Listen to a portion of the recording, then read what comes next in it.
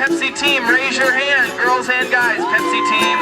All right, Coke team, raise your hand. Both girls and guys. Last night on we had the Coke teen team. program called the Cola War, and it was an incredibly exciting night. We had over 300 teenagers come to the Cola War and play the competitions and eat the pizza. They all seemed to have a great time. We had an awesome night. We just got done with all the games out on the Cola War field. There was like 250 kids. It was awesome.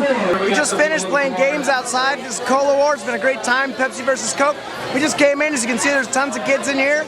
We're having free pizza, all you can eat pizza, all you can drink, Coke and Pepsi. Have a great time. We're getting ready to go in the service. It's been a good night so far.